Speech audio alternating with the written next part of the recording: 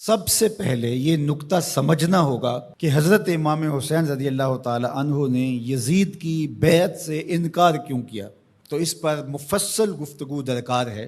یزید کی کرتوتیں، اس کے اعمال جس کی گواہی آپ تک پہنچی تھی، اور کچھ اعمال کے چشمدید گواہ تھے، اس لیے وہ یزید کو قبول نہیں کر سکتے تھے۔ آپ نے بیعت یزید سے انکار کرتے ہوئے کہا مثلی لا یبایع مثلہ، لوگوں میں بیعت یزید سے انکار اس لیے کر رہا ہوں کہ میرے جیسا شخص اس جیسے شخص کی بیعت نہیں کر سکتا۔ یہ دو لفظوں میں پوری گفتگو کا خلاصہ آپ کے سامنے رکھ رہا ہوں۔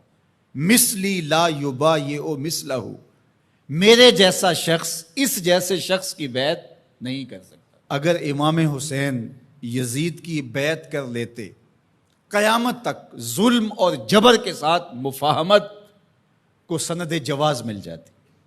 لوگ کہتے جب نواسہ رسول نے یزید کو قبول کر لیا، اس شخص نے یزید کو قبول کر لیا، اس کے ظلم جبر اور زیادتی کے باوجود، جس کو گٹی رسول نے دی تھی، جس کے کان میں اذان اور اقامت رسول نے کہی تھی، جس کو اپنا لعاب حضور منہ میں دیتے رہے، جو حضور کے کندھوں پہ کھیلتا رہا، حضور کے سینے پہ بیٹھتا رہا، حضور کی آغوش میں کھیلتا رہا، حضور علیہ الصلوۃ والسلام نے جس کی تربیت کی اور جس کو دنیا پر اپنے دو پھولوں میں سے ایک پھول قرار دیا، خون پیمبر نواسہ رسول، جس کو حضور ابنی کہا، وہ ابن و بنتی، میرا بھی بیٹا ہے، میری بیٹی کا بھی بیٹا ہے، جس کو اپنا بیٹا قرار دیا، جب فرزند رسول ظلم سے مفاہمت کر لیتا ہے، جبر سے مفاہمت کر لیتا ہے، تو پھر مجھے بتاؤ کہ قیامت تک کوئی ظلم اور جبر کے خلاف کھڑا ہو پاتا؟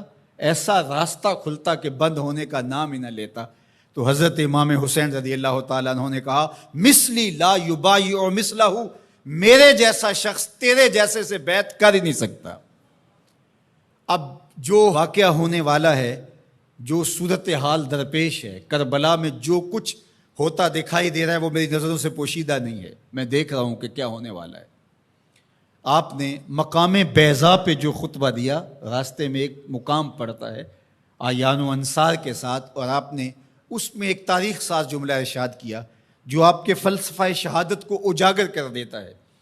آپ نے فرمایا لوگوں، مجھے پتہ ہے میرے ساتھ کیا ہونے والا ہے۔ ظاہر آلات حرب و ضرب لے کر کے نہیں گئے تھے، آیان و انصار اپنے ساتھ لے کر کے نہیں گئے تھے۔ نواسہ رسول آواز دیتا کہ میرے ساتھ چلو، تو کیا وہ تنہا ہوتے؟ مجھے بتائیے، اس دور میں اگر کسی کام کے لیے میں آپ کو آواز دیتا ہوں، میرے جیسا خاکسار شخص جس کی کوئی اوقات اور حیثیت ہی نہیں ہے، لیکن کتنے لوگ میرے ساتھ کھڑے ہوں گے، اور جو پیغمبر کی گود میں پلا ہو۔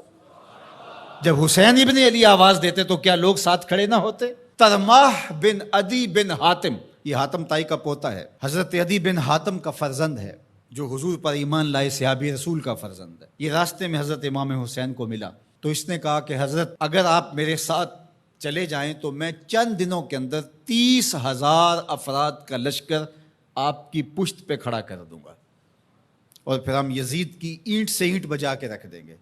لیکن ترماح بن عدی کی پیشکش کو حضرت امام حسین نے قبول نہیں کیا، کہا بس مجھے جانے دو۔ تو کہا کہ لوگوں، میرے ساتھ جو ہونے جا رہا ہے، جو میری آنکھیں دیکھ رہی ہیں، مجھے اچھی طرح معلوم ہے، ہونے والے مناظر میری آنکھوں کے سامنے گھوم رہے ہیں، کوئی چیز میری نظروں سے پوشیدہ نہیں ہے، لیکن اس کے باوجود بھی میں کیوں جا رہا ہوں؟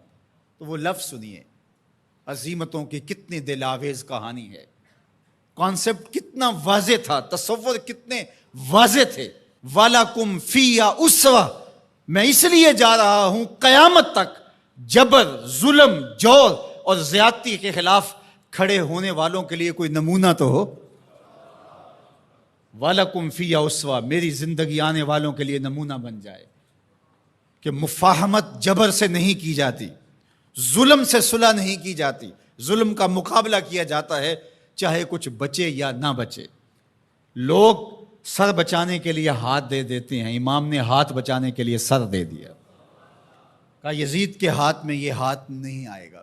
آج پوری دنیا کے اوپر آزادی کی جتنی بھی تحریکیں چلتی ہیں، حریت فکر کی جتنی تحریکیں چلتی ہیں، سارے حرارت خون حسین سے لیتے ہیں۔ گاندھی نے جب برطانوی سامراج کو للکارا تو اس نے اپنے لوگوں سے کہا کہ تم کہو گے کہ اتنے تھوڑے لوگوں کے ساتھ اتنی بڑی طاقت سے ٹکر لینا دیوار کے ساتھ سر پھوڑنے کے مترادف ہے، لیکن میرے سامنے حسین ابن علی کا اسوہ موجود ہے۔